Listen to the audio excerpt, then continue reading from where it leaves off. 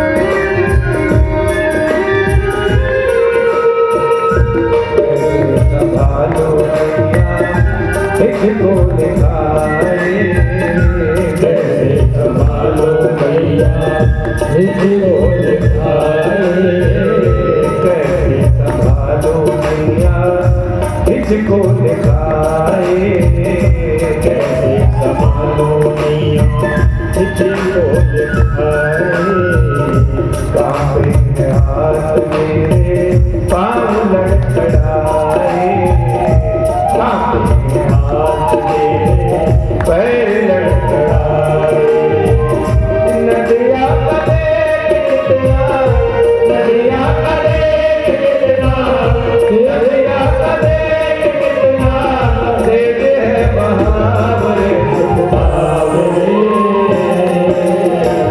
तेरे ही भरोसे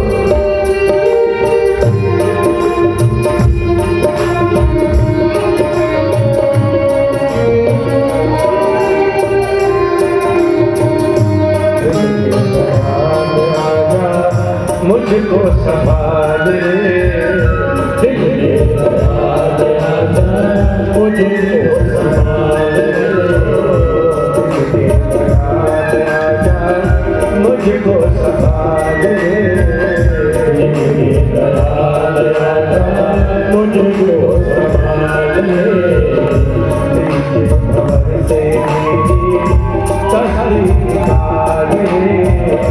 दिल के भंवर से मेरी तस्वीर निकाल, दिल के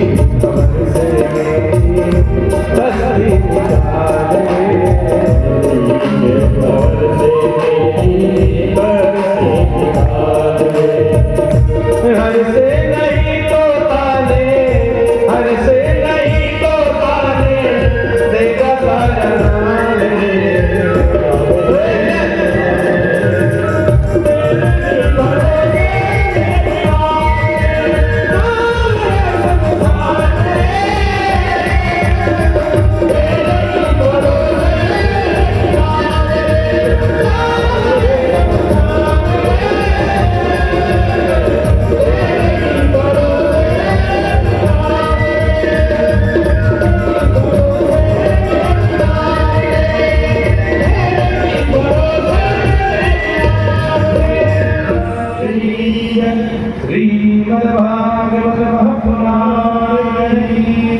तो आप सभी को समझ में आ गई होगी कि भागवत क्या है। इस पर जोर देने की मुझे लगता है कोई आवश्यकता होती है नहीं, पर बस इतना ही समझिए कि भगवान के भक्त की कथा का नाम है।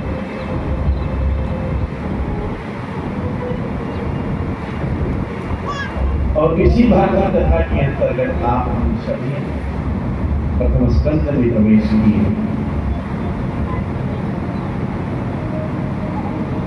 और शारीरिक रूप से आप हम सब यही रहे, लेकिन मन को कहाँ ले जाए? नैमिषारण्य की पावन भूमि में,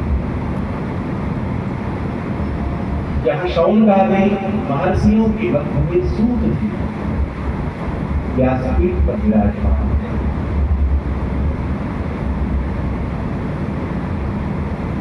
ऋषियों ने 6 प्रश्न किए हैं। जो लोग कल आए होंगे उन्होंने सुना हो। जीव के कल्याण का साधन क्या है, शास्त्रों का सार क्या है, भगवान के अवतार का प्रयोजन क्या है, भगवान के अवतार कितने हुए, कौन कौन से अवतार में भगवान ने कौन कौन सी लीलाएं संवरण की, और अंत में परमात्मा श्री हरि जब इस लीला को संपन्न करके स्वधाम गमन करे तो ये इसकी शरण में याद रखिएगा। हमेशा मैं कहता हूं, वक्ता की सामर्थ्य नहीं है वो कुछ कहता, श्रोताओं की मध्य से जब कोई सारा गणित प्रश्न आता है वक्ता की वाणी मधुर,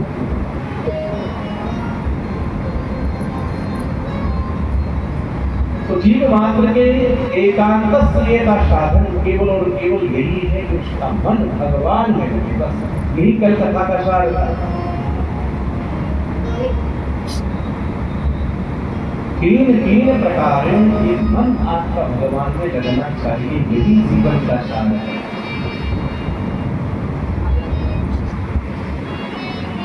अच्छा, मन भगवान में लगा है कि नहीं, इसकी पहचान कैसे करें?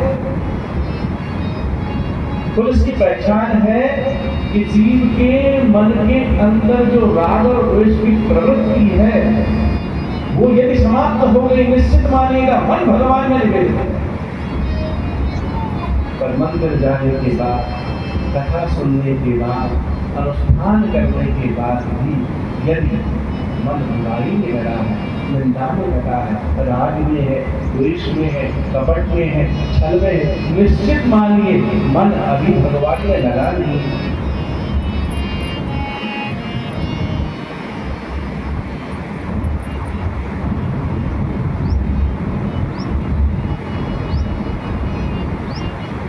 राम भगति जल बिनु रघुराई, राम भगति जल बिनु रघुराई, राम भगति जल बिनु रघुराई, राम भगति जल बिनु रघुराई।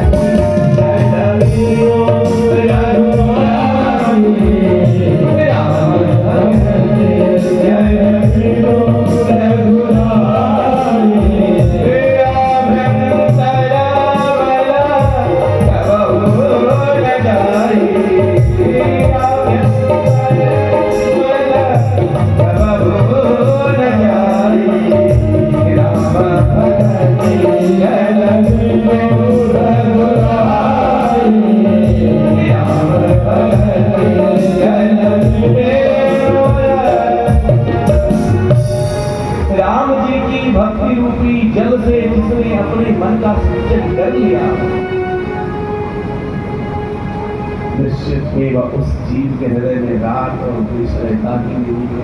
पर यदि हृदय में राग और द्वेष विद्यमान है, निश्चित राग और भक्ति का जल अभी आपको प्राप्त नहीं।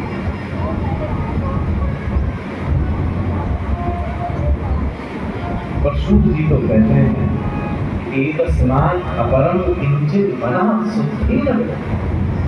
कली काल में भागवत से श्रेष्ठ कोई साधन मन की शुद्धि का है ही नहीं। मन को ये शुद्ध करना है तो भागवत का पठन कीजिए, भागवत का श्रवण कीजिए, भागवत का ध्यान कीजिए। निरंतर भागवत की शरण आप ग्रहण करेंगे तो ये एक ऐसा श्रावण है जो आपके मन के मैल को बिल्कुल एकदम सफाई करेगा।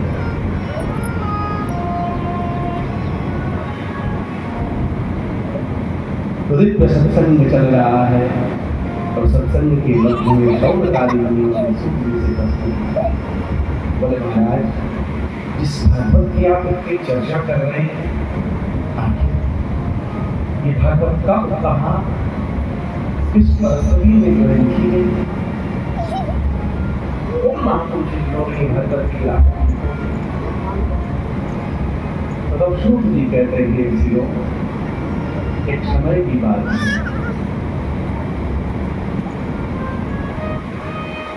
इस सनातन पद्धति में सबसे पौराणिक यदि कोई ग्रंथ है तो ग्रंथ का नाम है ऋग्वेद।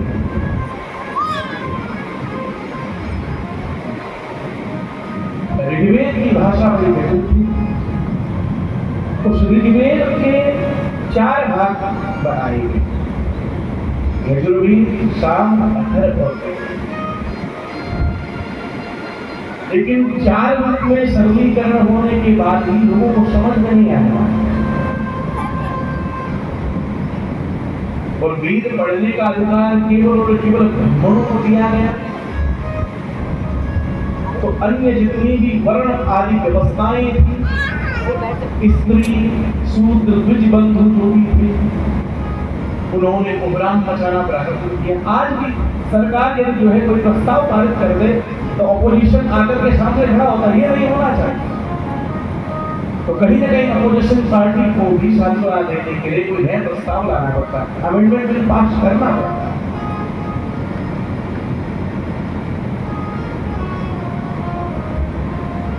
तो महाराज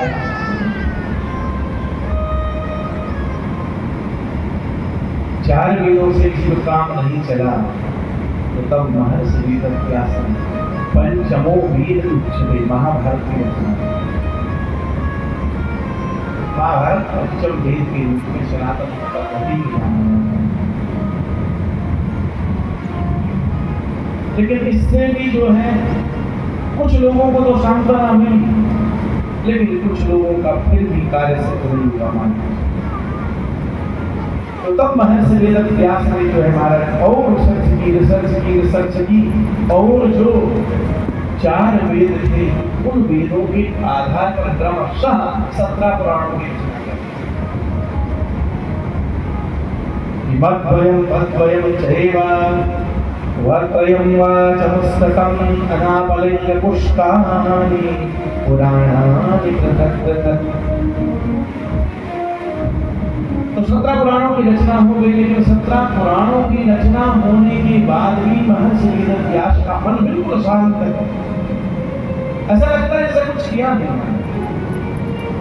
और ये ब्रह्मा जी की सृष्टि के पहले प्राणी थे जो बहुत कुछ करने के बाद भी ये मानते थे कुछ नहीं।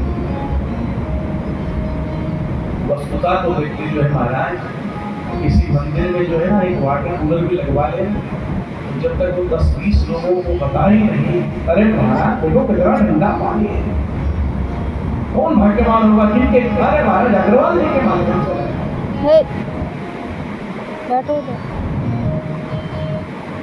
पर ये ब्रह्मा जी की सृष्टि के पहले ऐसे जीव थे जिन्होंने किया तो बहुत कुछ, लेकिन आज भी कोई लगता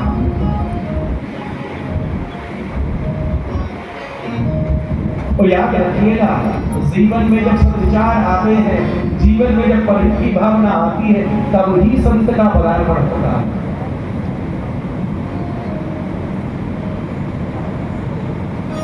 और ऐसी सरल भावना जब हृदय में आई तो महाराज देव ऋषि नारद का आगमन हुआ।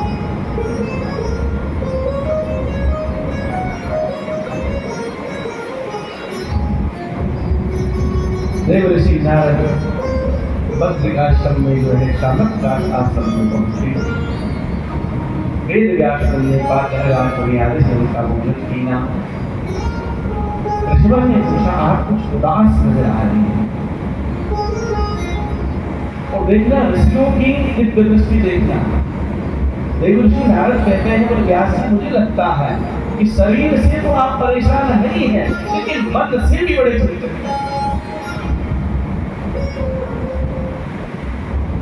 शरीर तो आपका बता रहा है कि बहुत आपने कार्य कर लिया है, लेकिन मन से बड़े विचलित लगते हैं। कारण क्या है महाराज? मुझे लगता है संसार के लिए क्या कुछ बोले संसार के लिए कुछ करना चाहते हो देखा महाराज। बोले भागवत पुराण की रचना करो, कारुण पुराण की रचना करो। बोले महाराज बुढ़ापे का शरीर है, अब तो जैसे तैसे जो है अपना शरीर संभालना मुश्किल, इतने दिव्य पुराण की मैं रचना कैसे कर पाऊं? बोले चिंता करो, महापुरुषों का आश्रय निश्चित केवल भागवत को लिख पाओगे। और तब देव ऋषि नारद ने चतुश्लोकी भागवत का व्यास और वेद व्यास ने उन 4 श्लोकों को गुनगुनाते हुए, उनको रिसर्च करते हुए, उनको मन में जो है महाराज उन पर चिंतन करते करते करते करते करते 18,000 श्लोकों में श्लोक करे। अब ग्रंथ तो बनकर के तैयार हो गया, प्रोडक्ट तो बन गया, और इस प्रोडक्ट की सप्लाई चेन बने कैसे? जब तक इसका प्रचार नहीं हो, प्रसार नहीं हो, जनमानस के पास पहुंचे कैसे? तो तब जो है वेदव्यास जी को अपने पुत्र सुखदेव की याद आई। बोले आप मेरा बेटा यदि होता तो उसका प्रचार प्रसार, लेकिन बेटा तो निर्गुण ब्रह्म की समाधि में लीन है, उनको बुलाए कौन?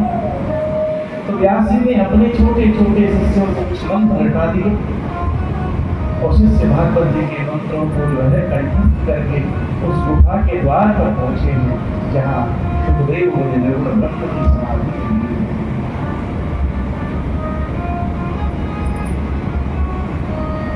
शिष्यों में जो है भगवान की पावन सुंदरता का जो है गुणगान करके श्लोक का नाम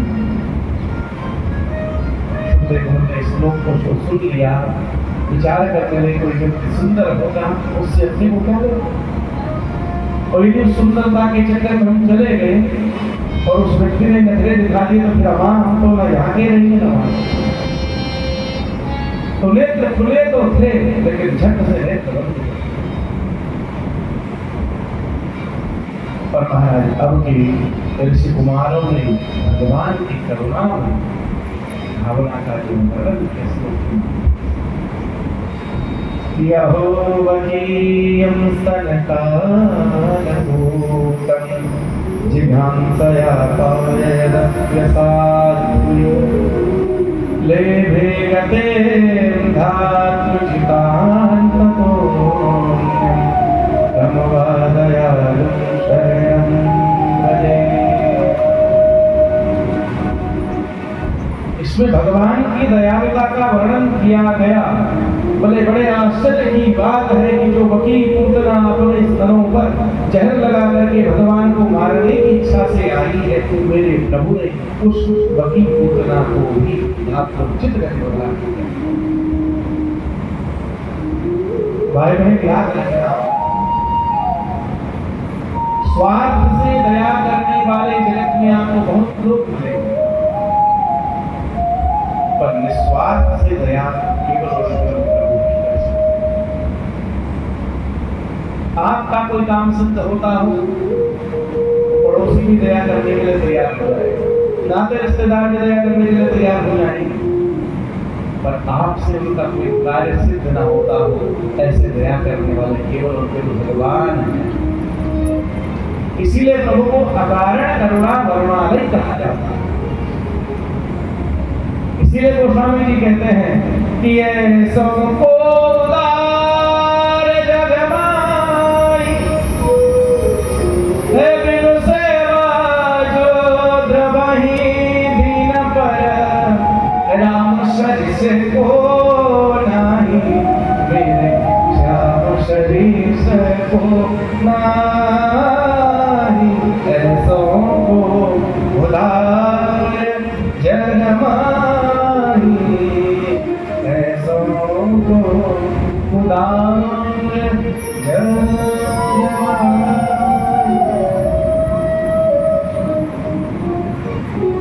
भगवान की करुणा का जो व्याख्यान सुना सुखदेव ने निर्गुण ब्रह्म की समाधि से झट उठे और शिष्यों से कहने लगे, बोले हमको और सुनाओ और सुनाओ। बोले हम तो 2 श्लोक जानते हैं, ज्यादा सुनना है तो गुरु जी के पास चलो। बोले कौन है आपके गुरु जी?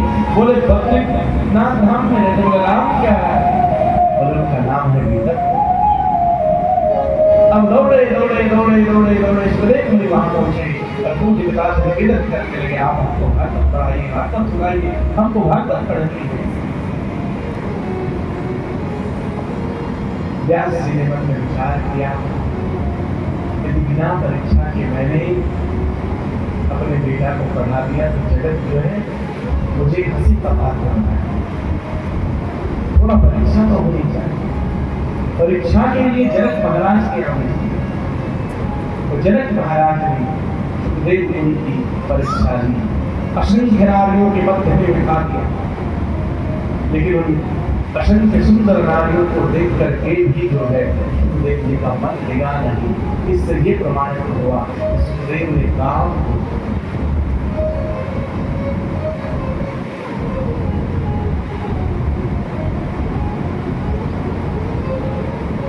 उसके बाद कई दिनों तक जो है द्वार पर खड़े रखे, तब तपाती धूप में। लेकिन तब तपाती धूप भी जो है सुखदेव के मन को उद्वेग में कर दिया। तब जनक जी को समझ में आ गया, अपने काम के साथ साथ क्रोध को भी उन्होंने जीत लिया। और काम और क्रोध को जिसने जीता है वही सच्चा साधक है, वही भगवत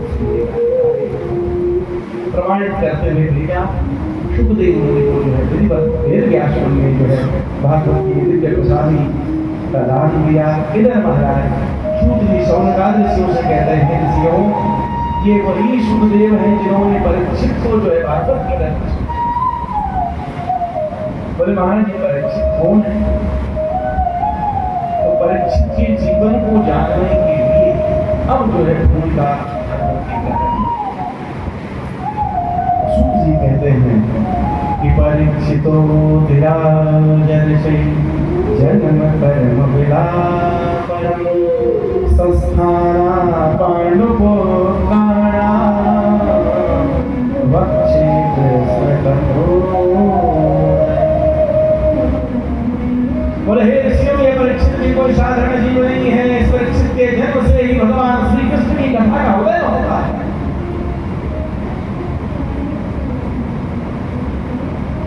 और समस्त लीला प्रसंग को जो है सूत गोस्वामी महाभारत के शतांगण में यदा मृदे कौरव सिंजयाना, यदा मृदे कौरव सिंजयाना, वीरेशो वीरगतिं गतेषु, वीरेशो वीरगतिं गतेषु, त्रिकोणरं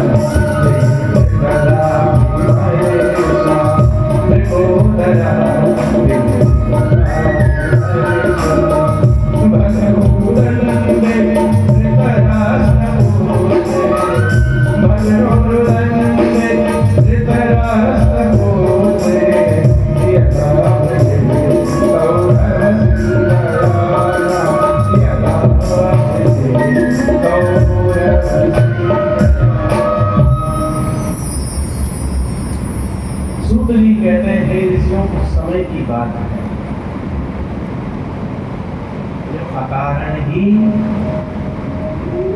कौरव और पांडवों में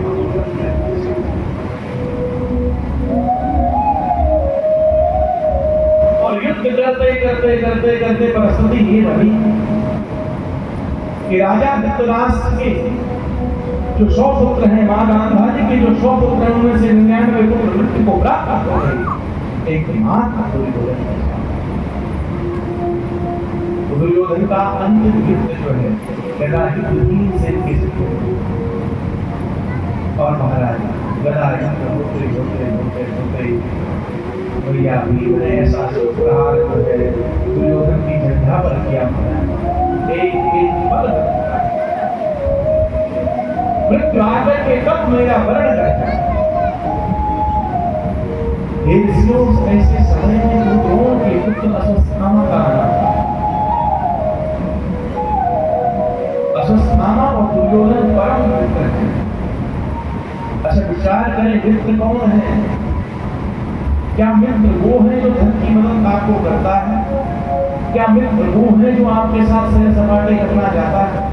क्या मित्र वो है जो नित्य आपको व्हाट्सएप पर मैसेज करता है, हाय गुड मॉर्निंग कैसे हो? मित्र कौन है? क्या परिभाषा है मित्र की? वाली शंकराचार्य भगवान कहते हैं योग जो बात से आपको धर्म में प्रवृत्ति नहीं होती, जो महाराज आपके साथ बैठ करके जगत की ठिठोली करे, आपके साथ बैठ करके जो है व्यर्थ के पदार्थों का पान करे, वो मित्र नहीं, वो आपका परम शत्रु है। मित्र को हमेशा याद रखिए, यदि ऐसा मित्र आपके पास में है उसका ख्याल रखें, उसको कभी खोना नहीं, संभाल के रखिए। ऐसे मित्र मिलना बड़ी मुश्किल हो गया है। ठग मित्र को बहुत मिलते हैं जो आपके सामने कुछ है और पीछे कुछ और है। ऐसे मित्र तो आए दिन बनते हैं और बिगड़ते हैं, पर सच्चा मित्र वही है जो आपसे बनाने की शिक्षा देता है। गुरु द्रोण के जो ये पुत्र अस्वस्थामा, ये भी मित्र है। पहले पुत्र हमारी दशा किसने की? बोले मेरी दशा करने वाले केवल और केवल पांडव हैं। मित्र हम 100 भैया हैं, एक भी नहीं बचे, लेकिन वो 5 है, लेकिन एक को भी यहाँ चले जाए। ये अस्वस्थामा मैंने तुमसे क्या कुछ मांगा नहीं, बस आज एक छोटा सा काम किया करना। इन 3 प्रकार ये पांडव जाए, बस ऐसा कोई किया। यदि मेरे कानों में सुसमाचार आ जाए तो मैं मानूंगा मैंने जो है सब कुछ पा लिया। याद रखिएगा, दुष्ट जो है वो अपने स्वभाव के प्रवृत्ति को जो है कभी छोड़ता नहीं है। इसीलिए महापुरुष कहते हैं स्वभाव दुष्ट स्वभाव का त्यागना बड़ा मुश्किल कार्य है। मर रहा है, लेकिन मरते वक्त की यही कामना कर पांडव। अच्छा, इससे भी बड़ी बात देखना, जब दुर्योधन ने ये मांगा तो अस्वस्थामा ने वचन दे दिया, ये तो चुटकी बजाने जैसा है। बस पांडवों की आज आखिरी रात है, कल का उगता हुआ सूरज है। अच्छा, बोल कौन रहा है? गुरु द्रोण के पुत्र बोल रहे हैं। कौन गुरु द्रोण? जो पांडवों के गुरु हैं, जिन्होंने पांडवों को धनुर्विद्या सिखाई, जो हमेशा पांडवों के हितैषी बने हैं, जिन्होंने हमेशा जो है मर्यादा का पाठ पढ़ाया। उनसे उत्पन्न जो पुत्र है वो अमर्यादित कार्य करने के लिए तत्पर है। क्यों? उसके पीछे कारण क्या है? उसके पीछे कारण केवल और केवल एक है कि ये अस्वस्थामा ब्राह्मण का बेटा तो है, लेकिन जीवन में सत्संग नहीं किया। सत्संग करता कभी भी जो है अमर्यादित आचरण करने के लिए। मानसकार ने एक सुंदर पंक्ति गाई है, और मानस में गोस्वामी जी कहते हैं कि को न कुसंगत पाए गुसाई राहो न नीचे मदे चंद्रा। कोई कितना ही चतुर व्यक्ति क्यों न हो, कोई कितना ही बुद्धिमान व्यक्ति क्यों न हो, कोई कितना ही श्रेष्ठ गुण का व्यक्ति क्यों न हो, पर यदि वो असंग में पड़ जाए, किसी बुरे व्यक्ति के संग में पड़ जाए, तो उसकी बुद्धि में धूल जम जाती है, उसकी सारी चातुर्य समाप्त हो जाती है। और यही हुआ किसके साथ? अस्वस्थामा के साथ। जानता है कि इन पांडवों के रक्षक तो स्वयं भगवान है, वो जाको राके साईया मार सकेगा कोई, और हमारे गोपाल का हाथ कर सके जो जिनको सुरक्षित करने की प्रतिज्ञा भगवान ले चुके हैं, भला उन जीवों को कौन मार सकता है? लेकिन उच्च कुल का होने के बाद भी जो है मारने का साहस कर रहा है। इसका मतलब क्या है? बुद्धि में धूल जम गई है असंग के करने से। इसीलिए सत्संग की आवश्यकता है। सुंदर संग करो, जैसा करोगे संग वैसा चढ़ेगा।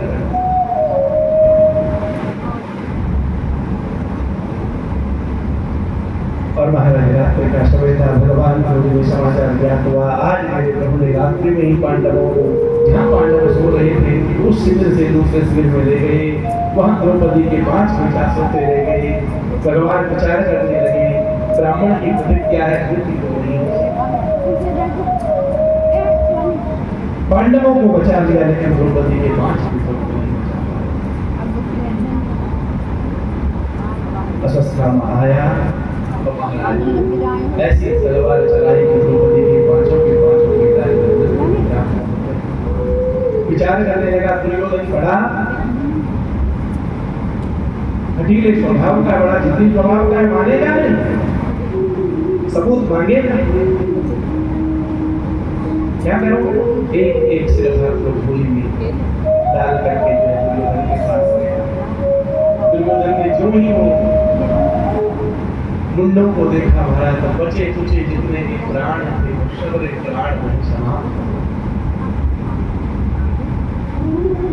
इधर आज में द्रौपदी बालक के कक्ष में गई, जगाने का प्रयास करने लगी। बालक जाके नहीं, चादर हटा के देखी तो महाराज संपूर्ण सैया जो है रक्त बनी बनी हुई है। इस प्रसंग को भावना के साथ आप ग्रहण करना।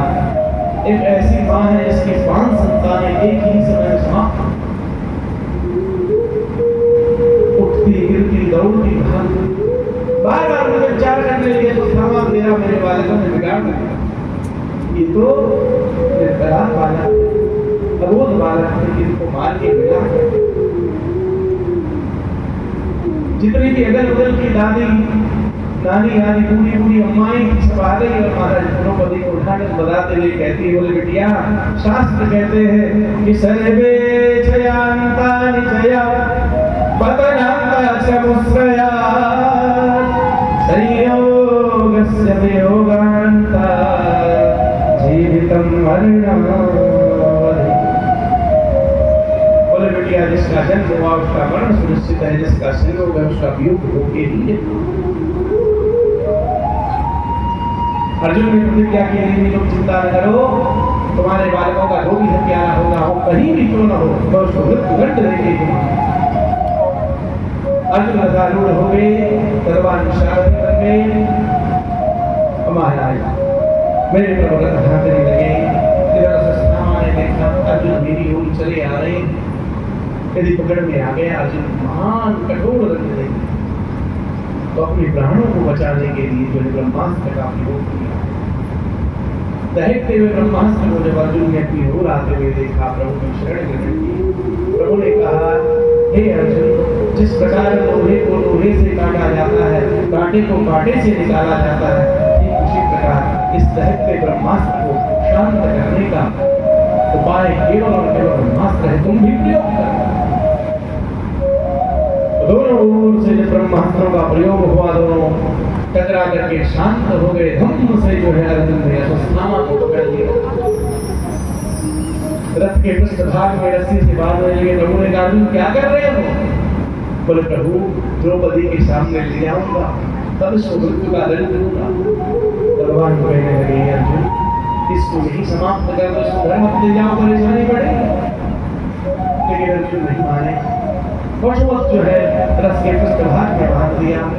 धीरे धीरे धीरे धीरे धीरे धीरे रथ हाँकते हुए आगे बढ़े। द्रौपदी के सामने जो है बलदेव अश्वत्थामा को जब प्रस्तुत किया गया तो द्रौपदी के मन में दया आ गई। मैंने कल भी कहा, भगवान का सच्चा भक्त वो है जिसके हृदय से राग और द्वेष समाप्त हो। आपका तो कितना ही बुरा क्यों न करे, लेकिन आपने भी यदि बुरा कर दिया तो फिर उसमें और आप में कोई अंतर नहीं है। तो द्रौपदी सच्ची भक्त है भगवान की, और केवल भक्ति ही नहीं है, भगवान की परम सखी है। आप सभी लोग भी अपने हाथ को पालनहार की गोपियां कहती हो, सखियां कहती हो। जानते हो सखियां बनने के लिए कितना बलिदान देना पड़ता है? द्रौपदी के चरित्र से सीखो। 5 बेटा मार दिए, मारने वाला सामने खड़ा है, लेकिन उसके प्रति कोई द्वेष की भावना नहीं, उसके प्रति कोई ईर्ष्या की भावना नहीं, बल्कि उस पर दया आ गई। और दया करते हुए कहती है अर्जुन से कि वाचा चतहंतस्य बंधनानयनं सती मुच्यता मुच्यता एषा ब्रह्मणे नितरां गुरु ब्रह्मणे नितरां गुरु। हे अर्जुन, हे समुच्यता, अश्वत्थामा को बंधन से मुक्त करो। बोले देवी क्या कह रही हो? बोले हम जो कह रहे हैं ठीक ही कह रहे हैं। बोले देवी ये तुम्हारे बेटों का हत्यारा है। बोले कि मेरे बेटों का हत्यारा बात में उससे पहले एक ब्राह्मण है, और ब्राह्मण सर्वथा पूजनीय है। ब्राह्मण को कोई भी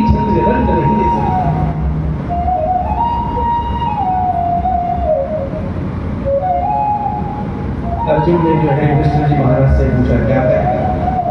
कृष्ण जी महाराज ने कहा अर्जुन देखो धर्म ग्रंथों में जो लिखा भैया वही करना, धर्म के विरुद्ध मत कुछ करना। भीमसेन कहने लगे अर्जुन तुमने छोड़ दिया तो हम इसको मारेंगे ही, हम इसको अवश्य मारेंगे, छोड़ेंगे। नकुल सहदेव ने भी कहा मजले भैया ठीक कहते हैं। महाराज बड़ी सभा में मेरे प्रभु भी खड़े हैं, टेढ़ी टांग वाले वही खड़े हैं, मंद मंद मुस्कुरा रहे, बोले हमसे कोई पूछ नहीं रहा, हम क्या जवाब दे, जब पूछेगा जवाब दे। अर्जुन ने जब देखा कहीं से कोई उत्तर ठीक मिला नहीं तो प्रभु की शरण गए। प्रभु से कहा क्या किया जाए, मार दिया जाए कि छोड़ दिया जाए, करेंगे। भगवान श्री हरि कहते हैं अर्जुन मैं तुमसे दो बात कहूंगा, तो दोनों ही बातें धर्म में लिखी है, शास्त्र में। बोले क्या बात है प्रभु? बोले शास्त्र की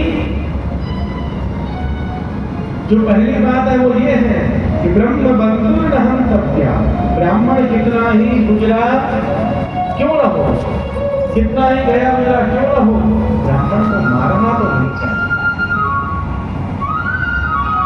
अब अर्जुन के होश एकदम उड़ गए। बोले संयोग से अश्वत्थामा ब्राह्मण है, भगवान कहने मारना नहीं चाहिए। तो फिर से भगवान ने दूसरी बात कही, बोले आहत भाई बदार हनहा, बोले बालकों का हथियारा कोई भी क्यों न हो उसको छोड़ना नहीं चाहिए। अर्जुन कहते हैं वाह प्रभु बड़ा अच्छा आपने न्याय दिया, आप कहते हैं ब्राह्मण है मारो नहीं, आप कहते आत्ताई है छोड़ो नहीं, तो न मैं इसको मार सकता मैं छोड़ सकता, ये कैसा न्याय हुआ? भगवान कहते हैं अर्जुन हमने तुमको जो है महाभारत के सम्रांगण में गीता इसी दिन के लिए सुनाई थी, उस गीता का अनुसरण करो, उस गीता से तुमको जवाब मिलेगा। और तब गीता को जो है अंतर्मन में जो है अर्जुन स्मरण करने लगे, और स्मरण करते करते करते करते करते अर्जुन के मन में आया कि केवल गर्दन काटने से ही व्यक्ति की मृत्यु नहीं होती है, यदि किसी सभ्य व्यक्ति का, किसी आदरणीय व्यक्ति का हरि सभा में अपमान कर दिया जाए तो वो अपमान उसके लिए मृत्यु से भी बढ़कर होता। इसलिए अर्जुन ने अश्वत्थामा को मारा नहीं, मूर्धन्य से बड़े निकाल और धक्के देकर के अपमान करके सभा से भगा दिया।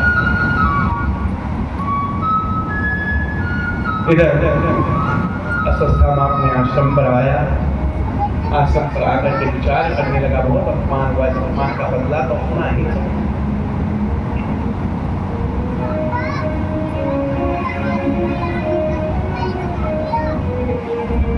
विचार करने लगा,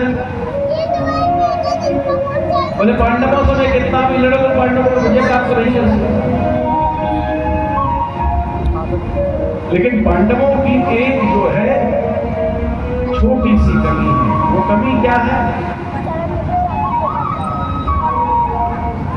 बोले अर्जुन के जो पुत्र हैं अभिमन्यु, उन अभिमन्यु की पत्नी है उत्तरा, और वो उत्तरा गर्भ से है, और उसके गर्भ का बालक शीघ्र ही 9 मास पूर्ण करने वाला है। यदि मैं पांडवों के उस भविष्य को जला करके दर्द कर दूं तो जीते जी पांडव अपने आप समाप्त। और आश्रम में बैठे बैठे बैठे बैठे ब्रह्मास्त्र का प्रयोग कर दिया। उस ब्रह्मास्त्र को आते हुए भागी प्रभु की शरण में गई, प्रभु से निवेदन किया, हे प्रभु आप ही मेरी रक्षा करें। बोले हुआ क्या? बोले ये ब्रह्मास्त्र जो है मुझे जला करके नष्ट कर देगा, और मुझे अपनी नहीं है, मेरे गर्भ में पांडवों का पुत्र, आप इसको बचाइए। तब भगवान ने उत्तरा से कहा मन में मातृत्व भाव ले आओ, और जैसे ही उत्तरा के मन में मातृत्व भाव आया, मेरे प्रभु एक रूप से बाहर है, एक रूप से उत्तरा के गर्भ में प्रवेश। अरे ब्रह्मा की सृष्टि में ये पहला ऐसा अद्भुत बालक था जिस बालक ने जन्म से पूर्व ही भगवान का दर्शन।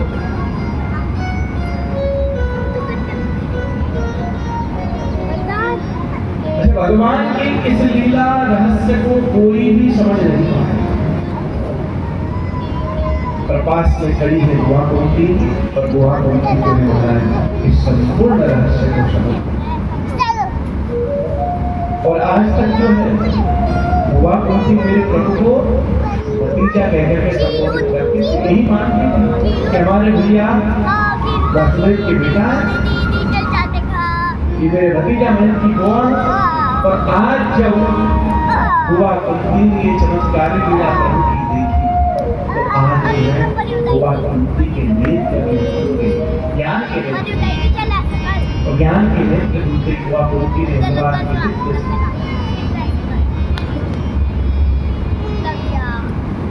बुआ कुंती अपनी स्थिति में कहती है,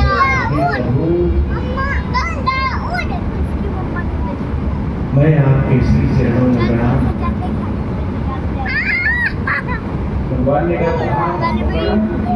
हम तो आपके भतीजे आप हमारी बुआ ऐसी उनकी कृपा है। बोले ना ना ना मैं किसी भतीजे को प्रणाम नहीं कर रही हूँ।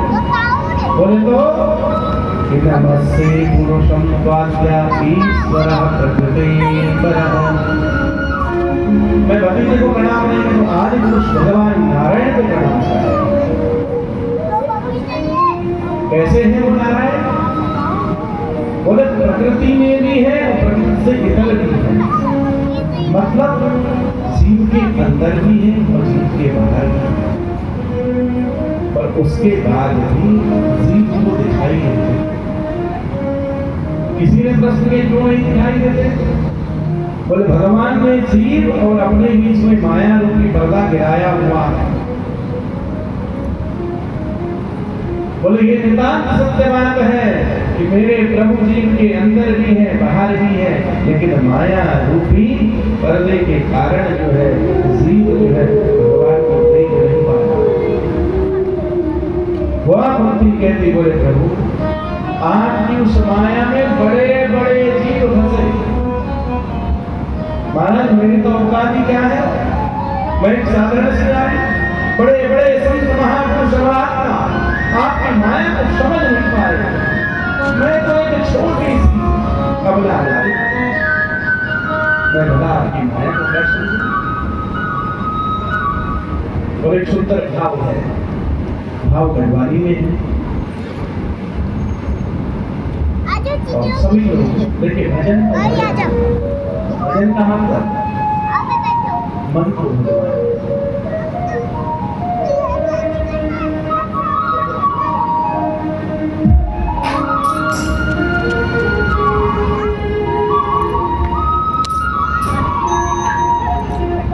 वृंदावन बिहारी लाल की। अरे भूल क्यों मैं डाकू बाटो, भूल क्यों मैं डाकू बाटो। हे कृष्णा तुम्हारी माया मोहना तुम्हारी माया